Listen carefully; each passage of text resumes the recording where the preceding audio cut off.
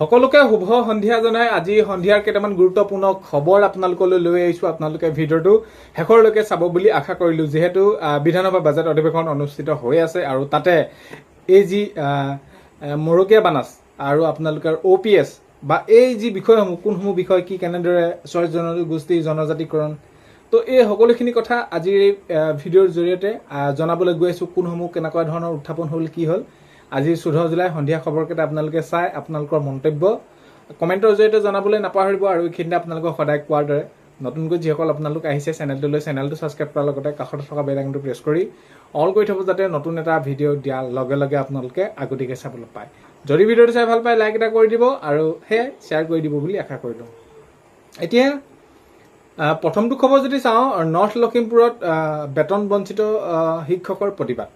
তেতিয়া যিসকল শিক্ষাগুৰু 1991 বা পৰা 2001 চনৰ ভিতৰত তেওঁলোকক সেইখিনি প্ৰায় 2900 শিক্ষকে লাভ কৰিছিল নিযুক্তি। কিন্তু মাননীয় মুখ্যমন্ত্ৰী মহোদয়ক সাক্ষাৎ কৰি থকাৰ পাছতো, মাননীয় মুখ্যমন্ত্ৰী মহোদয়ে প্ৰতিশ্ৰুতি দিয়াৰ পাছতো আজিলৈকে এই শিক্ষাগুৰুসকলৰ কোনো ধৰণৰ স্থায়ী সমাধান হোৱা নাই। তেওঁলোকে বিনা বেতনে আজি 20-30 বছৰ দিন তেওঁলোকে কি কৰিছে, শিক্ষকতা কৰি তেওঁলোকে জীৱন নিৰ্বাহ কৰি আছে। কিন্তু এই শিক্ষকৰ দৰে এটি পবিত্ৰ বৃত্তিত জড়িত হৈ এই এনেকুৱা ধৰণৰ যদি তেওঁলোকৰ অৱশেষত হৈ গৈ, তো তাতকৈ আৰু দুখৰ বিষয় কি হ'ব পাৰে। আৰু তেওঁলোকে সেইখিনি প্ৰতিবাদ জনাইছে, দাবী জনাইছে যে অতি সোনকালে মাননীয় মুখ্যমন্ত্ৰী মহোদয়ে এই বিষয়টো গভীৰভাৱে চিন্তা কৰি তেওঁলোকৰ সমস্যা সমাধান কৰে।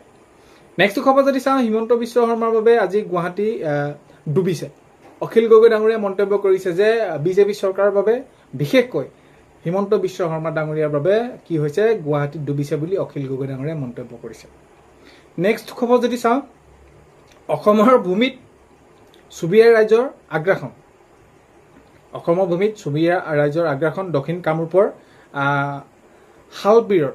শালপীৰৰ মেঘালয়ত কি কৰিছে, তাতে আগ্ৰাসন চলাইছে। অসমৰ মাটিতে আহি তেনেদৰে তেওঁলোকে যি খেতি বাতি হওক বা অসমীয়া লোকক আহি পিনি এই এনেকুৱা ধৰণৰ কিছুমান পৰিস্থিতি দেখা পোৱা গৈছে। নেক্সট খবৰ যদি চাওঁ, সদনত উত্থাপন OPS। তো OPS বিষয়টো দিব লাগে। অখিল গগৈ ডাঙৰীয়াই মন্তব্য কৰি কৈছে যে OPS বিষয়টো কি হ'লেতো সকলোৰে বাবে সমান হ'ব লাগে। তো আজি পুৰণি পেঞ্চন অৰ্থাৎ 2000 আমি যদি চাওঁ তেনেহ'লে 4 আগৰ সকলোবিলাককে তেনেদৰে OPSৰ আওতাত আনিব লাগে, OPS দিব লাগে, OPS দিবই লাগিব। আৰু এনেকুৱা ধৰণৰ তেওঁলোকে সেইখিনি মন্তব্য কৰে অখিল গগৈ ডাঙৰীয়াই। তো ভাগ কৰিব নালাগে, সকলো কৰ্মচাৰীয়ে OPS পাব লাগে। আৰু ইয়াৰ সমান্তৰালকে এইটো কৈছে যে যি কৰ্মচাৰীসকলক যি মৰকীয়া বানাজ দিয়াৰ কথা আছিলে, সেইটো কেতিয়ালৈ কি হ'ব। অকল কাগজ পত্ৰত ঢাক ঢোল বজাই থাকিলে নহ'ব, তেওঁলোকৰ হৈ সমস্যা সমাধান কৰিব লাগিব। আৰু এই চৰকাৰে লাজ পাব লাগে, এনেকুৱা মন্ত্ৰীয়ে লাজ পাব লাগে যে এতিয়াও এই তেনেদৰে দিব পৰা নাই এই চৰকাৰে বানাজ। আৰু এইখিনি ক্ষেত্ৰত কেতিয়ালৈ পদক্ষেপ ল'ব, সেইখিনি মোক সঠিক উত্তৰ লাগে। আৰু এই এনেদৰে মন্তব্য কৰা দেখা গৈছে। আৰু ইয়াৰ সমান্তৰালকে যদি চাওঁ, স্বয়ং জনগোষ্ঠী জনজাতিকৰণৰ দাবীত আজি বিধানসভাত উত্তাল সৃষ্টি হয়, প্ৰতিবাদ সৃষ্টি হয়, বাকযুদ্ধ হয়। অখিল গগৈ ডাঙৰীয়াই প্ৰশ্ন কৰিছে, ৰণোজ পেগু ডাঙৰীয়াক সেইখিনি তেওঁ সুধিছে বা তেওঁলোকক সুধিছে চৰকাৰক যে কেতিয়ালৈ এই যে জনজাতিকৰণ কৰিম বুলি কৈছিলে, কেতিয়ালৈ হ'ব। তো এইখিনি দৃঢ় সংকল্পৰে কামখিনি কৰক, সোনকালে কাৰ্যকৰী কৰক। তেওঁ সেইটোৱে মন্তব্য কৰিছে মুঠৰ ওপৰত।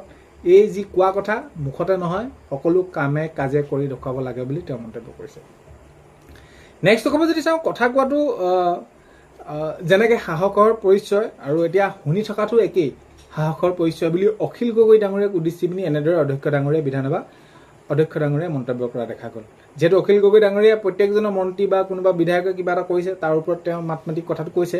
তো যিহেতু সঠিক উত্তৰটো নাপায়, তো সেইবাবে তেনেদৰে তেওঁ সেইখিনি মাজত মাত এষাৰ দিয়ে। তো তাৰ বাবে এইটো কথা কৈছে অধ্যক্ষ ডাঙৰীয়াই যে কথা কোৱাটো যিদৰে এটা সাহসৰ এটা পৰিচয়, ঠিক তেনেদৰে সহি থাকিব পৰাটো এটা সাহসৰ পৰিচয় বুলি কোৱা দেখা গৈছে। নেক্সট খবৰ যদি চাওঁ, এতিয়া হয় বহুতো মহিলা অৰুণোদয় কাটি দিব।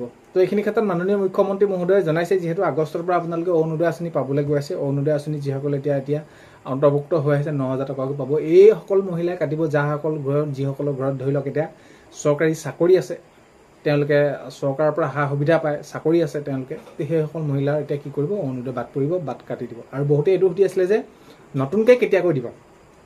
নতুনকৈ যিহেতু মাননীয় মুখ্যমন্ত্ৰী মহোদয়ে কোৱা অনুসৰি দিয়া কথা আছিলে, এইটো বিষয়টো কেতিয়ালৈ দিব। এতিয়া এইখিনি অৰুণোদয় দিয়াৰ ক্ষেত্ৰত কোনো ধৰণৰ বাজেটত উল্লেখ হোৱা নাই। নেক্সট খবৰ যদি চাওঁ, ৰাজ্যত শীঘ্ৰে গঠন হ'ব 14টা নতুন চক্ৰ বিষয়া কাৰ্যালয়। মুখ্যমন্ত্ৰী মহোদয়ে আজি বিধানসভা বাজেটৰ অধিৱেশনত তেওঁ জনাইছে যে ৰাজ্যত শীঘ্ৰে গঠন হ'ব 14টা চক্ৰ বিষয়া কাৰ্যালয়। নেক্সট খবৰ যদি চাওঁ, কৃষকসকলক আমি সহায় কৰিব লাগিব। পীযুষ হাজৰিকা ডাঙৰীয়াই মন্তব্য কৰিছে। পীযুষ হাজৰিকা ডাঙৰীয়াই কৈছে যে কৃষকসকলক আমি সহায় কৰিব লাগিব। কৃষকসকলে যিটো বিচাৰে, যেনেদৰে বিচাৰে, আমি তাত সেই সহায় কৰাটো আমাৰ কৰ্তব্য আৰু দায়িত্ব, আমি সেইখিনি কৰিব লাগিব। নেক্সট খবৰ যদি চাওঁ, অখিল গগৈ আৰু ৰণোজ পেগুৰ মাজত খণ্ডযুদ্ধ। তো সেইখিনি মই কৈছোঁৱে, তেওঁলোকে বিভিন্ন বিষয়ৰ ওপৰত চৰকাৰৰ হৈ যিখিনি কাম কৰিছিলে সেইখিনিৰ ওপৰত তেওঁ মন্তব্য কৰিছিলে। ৰণোজ পেগু ডাঙৰীয়াই আৰু অখিল গগৈ ডাঙৰীয়াই থাপ মাৰি থৈ সেইখিনি তাৰ প্ৰত্যুত্তৰ দিয়া দেখা গৈছে আৰু প্ৰত্যক্ষ কৰা দেখা গৈছে। আৰু তাৰ সমান্তৰালকে বিধানসভাত পুনৰ অখিল গগৈ আৰু জয়ন্ত মল্ল বৰুৱা ডাঙৰীয়াৰ বাকযুদ্ধ। আৰু যি 126টা সমষ্টি আছে অসমত, 126টা সমষ্টিতে থাকিব ৰাজহ কাৰ্যালয়, মাননীয় মুখ্যমন্ত্ৰী মহোদয়ে জনাইছে। আজি 14 জুলাই সন্ধিয়া খবৰ এইকেইটা জনালোঁ। ভিডিঅ'টো শেষলৈকে চোৱাৰ বাবে ধন্যবাদ। অন্য এটা ভিডিঅ'তে লগ পোৱাৰ আশা। বাই।